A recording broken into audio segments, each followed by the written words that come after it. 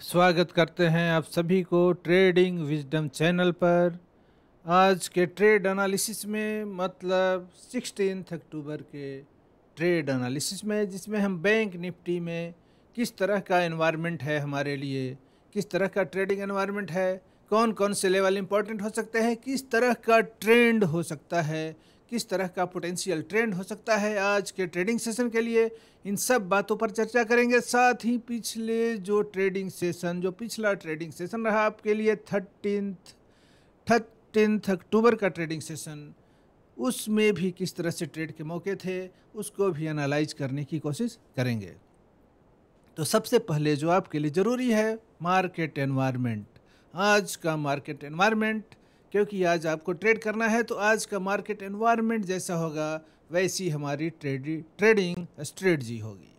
तो आज का कैसा है मार्केट एनवायरनमेंट? तो पिछले ट्रेडिंग सेशन की जो क्लोजिंग रही 30 अक्टूबर की जो क्लोजिंग रही, चाहे यूरोपियन इंडिसेज की हो या अमेरिकन इंडिसेज की हो, सब की क्लोजिंग, अधिकांश की क्लोजिंग बीरिश हुई है, निगेटिव क्लोजिंग हुई है, बीरिश कैंडल के साथ हुई है।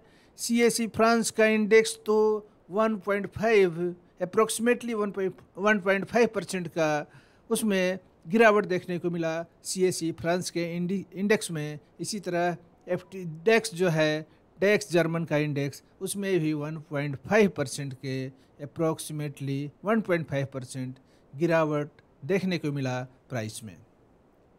सारे यूरोपियन इंडिसेज की क्लोजिंग जो हुई वो वीक क्लोजिंग हुई, बीरिश कैंडल हुई, बीरिश क्लोजिंग हुई, रेड कैंडल लाइंस के साथ क्लोजिंग हुई।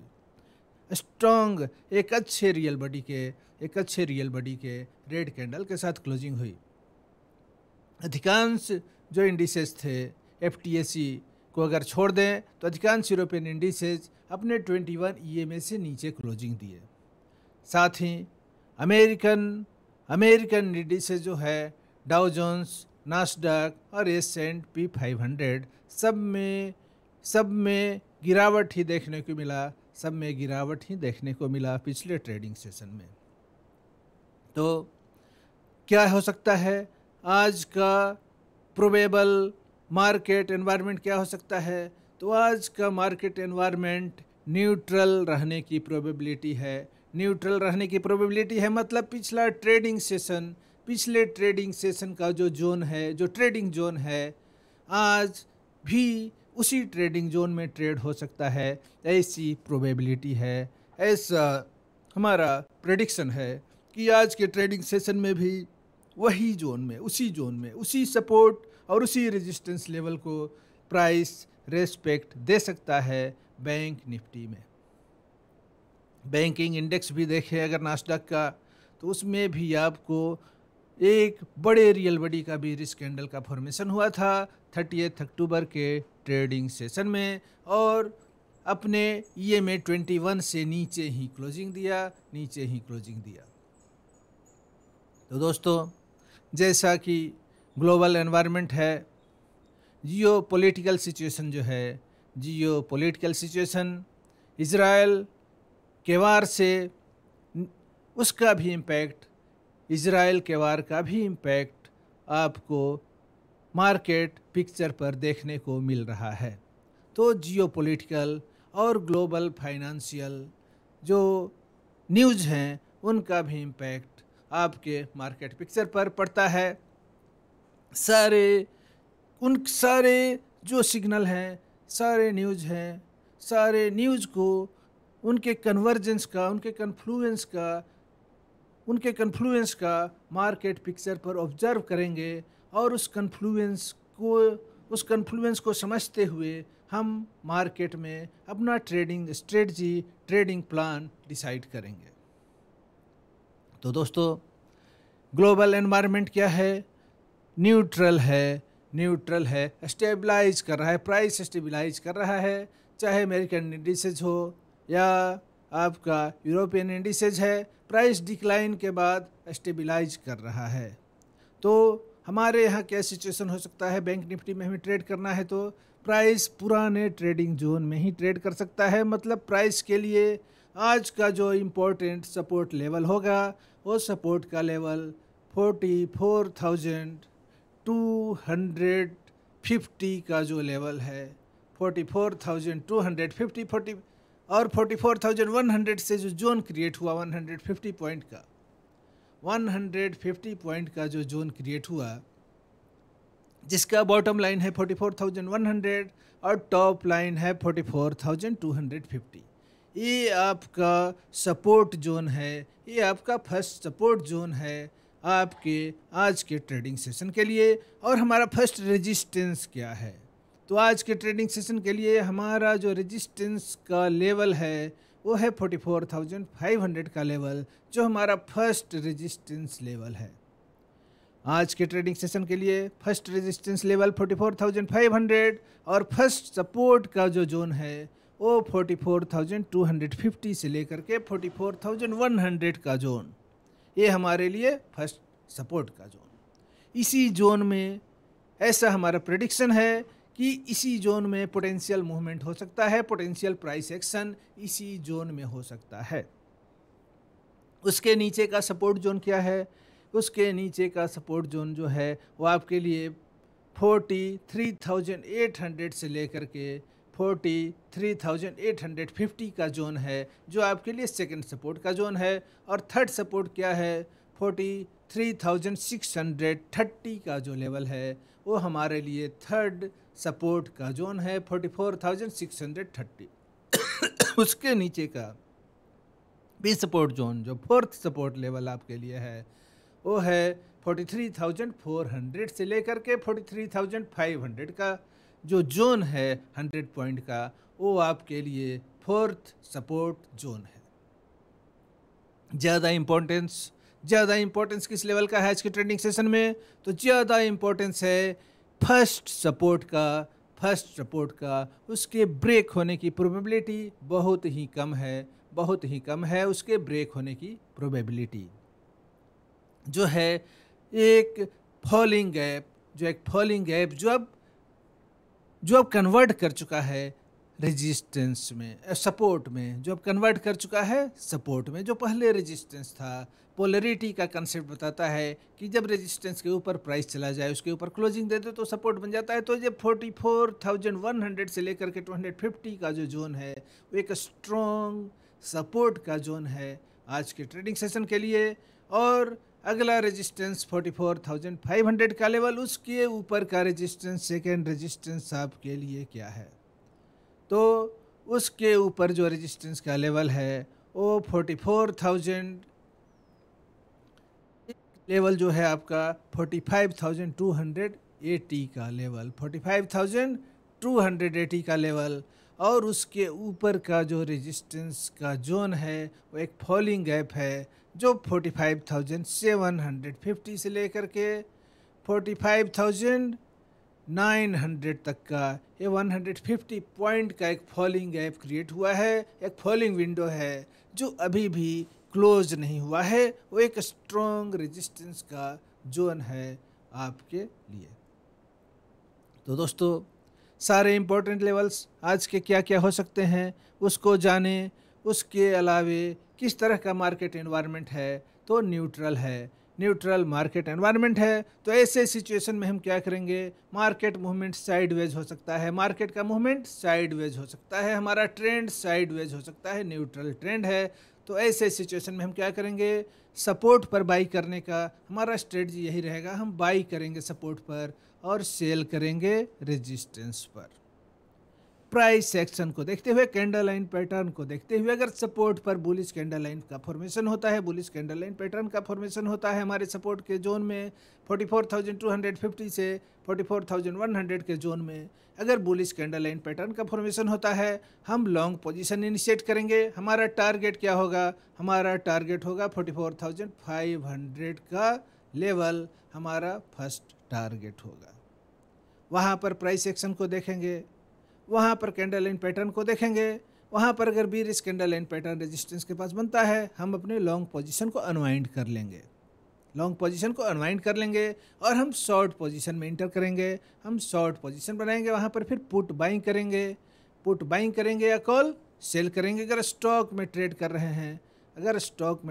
रहे हैं तो हम स्टॉक में रेजिस्टेंस के लेवल पर बीरिश पैटर्न बनने पर हम शॉर्ट सेलिंग करेंगे और सपोर्ट पर बुलिश पैटर्न बनने पर हम बाइंग करेंगे।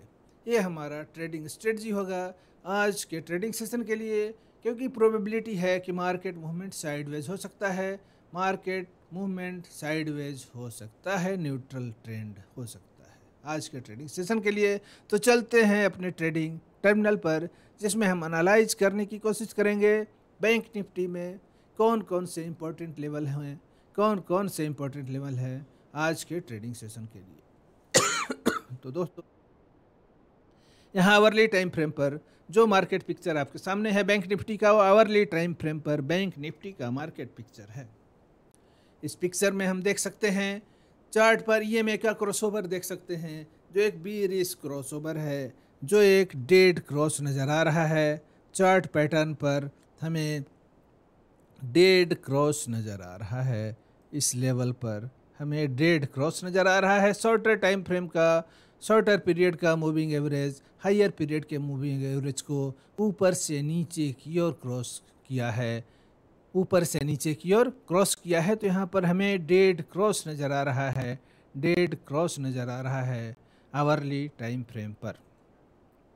ये देख सकते हैं प्राइस का जोन, पिछले ट्रेडिंग सेशन का जो प्राइस मूवमेंट रहा वो 44,250 से लेकर के 44,500 के जोन में ही रहा, 44,500 के जोन में रहा। इसी जोन में प्राइस एक्शन होते रहा पिछले ट्रेडिंग सेशन में। आज के ट्रेडिंग सेशन के लिए भी प्रोबेबिलिटी यही है कि प्राइस मूवमेंट इसी जोन में हो।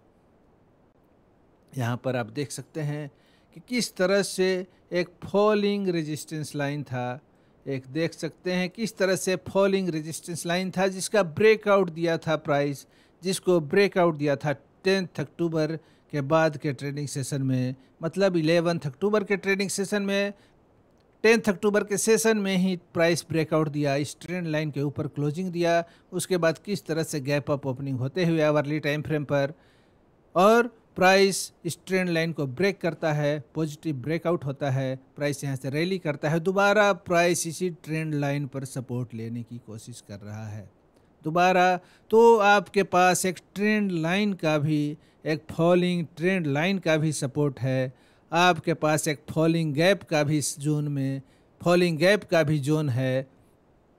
तो फॉलिंग गैप का भी सपोर्ट, इस ट्रेंड लाइन का भी सपोर्ट, ट्रेंड लाइन का भी सपोर्ट। तो दो स्ट्रॉन्गर सपोर्ट हैं, दो स्ट्रॉन्गर सपोर्ट हैं आपके प्राइस के लिए इस ट्रेडिंग सेशन में, जहाँ पर प्राइस सपोर्ट ले सकता है। तो एक स्ट्रॉन्ग सपोर्ट है हमारे पास 44,250 से लेकर के 44,100 का जो जोन है, एक स्ट्रॉन्ग सपोर्ट का जोन है, एक स्ट्रॉन्ग सपोर्ट का जोन है, एक स्ट्रॉन्ग सपोर्ट का जोन है 44,250 से लेकर के 44,100 का लेवल। अगर यहाँ पर हम बुलिश कैंडल लाइन पैटर्न देखेंगे तो यहाँ पर हम लॉन्ग पोजीशन इनिशिएट कर सकते हैं, लॉन्ग पोजीशन इनिशिएट कर सकते हैं। हमारा टारगेट क्या होगा? तो हमारा टारगेट 44,500 का लेवल होगा। इस टारगेट के लिए हम लॉन्ग पोजीशन इनिशिएट कर सकते हैं आज के ट्रेडिंग सेशन में। अगला रेजिस्टेंस क्या होगा? अगर प्राइस 44,500 के लेवल को ब्रेक करता है, इसके ऊपर क्लोजिंग भी देता है, तो हमारे लिए इसके ऊपर का ओवरहेड रेजिस्टेंस क्या हो सकता है? तो ओवरहेड रेजिस्टेंस जो होगा वो 44,625 से लेकर के 44,725 का एक जोन होगा। ये जोन जो होगा वो हमारे लिए अगला रेजिस्टेंस का जोन होगा। ये जोन हमारे लिए अगला रेजिस्टेंस का जोन होगा 44,625 से लेकर के 44,725 का जो जोन है हमारे लिए रेजिस्टेंस का जोन है। तो आज के ट्रेडिंग सेशन में फर्स्ट रेजिस्टेंस हो गया हमारा 44,500 और सेकेंड रेजिस्टेंस हो गया हमारे लिए आज के ट्रेडिंग सेशन में 44,625 से लेकर के 44,725 का जोन, एक 100 पॉइंट का जोन, और उसके ऊपर जो रेजिस्टेंस R3 है वो आपके लिए क्या है, वो है 44,287 का लेवल, 44,287 का लेवल। तो किस तरह का पोटेंशियल ट्रेंड हो सकता है, किस तरह का पोटेंशियल प्राइस एक्शन हो सकता है, तो ऐसा हमारा प्रेडिक्शन है कि प्राइस इस जोन में सपोर्ट लेते हुए यहाँ से 44,500 के लेवल के लिए मूवमेंट कर सकता है, 44,500 के लेवल के लिए मूवमेंट कर सकता है, और यहाँ पर रेजिस्टेंस फेस कर सकता है, 44,500 के लेवल पर रेजिस्टेंस फेस करता है। यहाँ पर बीरिश प्राइस एक्शन अगर हम देखेंगे तो अपने लॉन्ग पोजीशन को अनवाइंड करेंगे, नहीं तो अगर इसको क्रॉस कर जाता है 44,500 के लेवल को प्राइस अगर क्रॉस करता है तो अगला जो टारगेट हमारा होगा वो 44,625 का लेवल होगा। वहाँ पर फिर हम प्राइस सेक्शन देखेंगे, पैटर्न को देखेंगे, कैंडल लाइन पैटर्न को, कैंडल लाइन सिग्नल को देखेंगे। अगर बेरिश सिग्नल मिलता है तो हम अपने लॉन्ग पोजीशन को अनवाइंड कर लेंगे। यहाँ पर बेरिश सिग्नल पर हम शॉर्ट पोजीशन भी इनिशिएट कर सकते हैं। शॉर्ट पोजीशन इनिशिएट करेंगे तो अगला टारगेट क्या होगा, 44,500 का लेवल होगा। 45,000 के लेवल को भी प्राइस अगर ब्रेक करता है तो अगला टारगेट हमारा क्या होगा, 44,250 से लेकर के 150 का ये जोन होगा, ये जोन हमारा। तो हमारी ट्रेडिंग स्ट्रेटजी यही रहेगी कि प्राइस का जो मूवमेंट हो सकता है, पोटेंशियल मूवमेंट हो सकता है, वो 44,250 और 44,100 से बना हुआ है जो जोन है, ये जो 100 पॉइंट का जोन है और ये ऊपर का जो 100 पॉइंट का जोन है, ये दोनों जोन के बीच में ही पोटेंशियल मूवमेंट हो सकता है। आज के ट्रेडिंग सेशन में प्राइस का मूवमेंट यही दोनों जोन के बीच में हो सकता है। बीच का जोन जो है वो 44,500 का जोन है, 44,500 का जोन है। अगर हम यहाँ पर शॉर्ट पोजीशन अगर हम 44,250 के जोन के पास बनाते हैं एक प्रॉपर स्टॉप लॉस रखते हुए, तो हम 44,500 के लेवल पर काफ़ी कॉशसली वॉच करेंगे प्राइस एक्शन को। यहाँ पर बेयरिश पैटर्न बनेगा तो हम यहीं पर अपने लॉन्ग पोजीशन से एग्जिट कर जाएंगे, और यहाँ पर हम शॉर्ट पोजीशन भी इनिशिएट कर सकते हैं। अगर बेयरिश पैटर्न बना तो हम इस रेजिस्टेंस के लेवल के पास शॉर्ट पोजीशन इनिशिएट कर सकते हैं, पुट बाई कर सकते हैं, कॉल सेल कर सकते हैं। टारगेट क्या होगा, तो 44,250 का लेवल होगा। अगर प्राइस इसके ऊपर क्लोजिंग दे देता है 44,500 के लेवल के ऊपर, तो हमारा अगला टारगेट जो होगा वो 44,625 से लेकर के 44,725 का जोन होगा।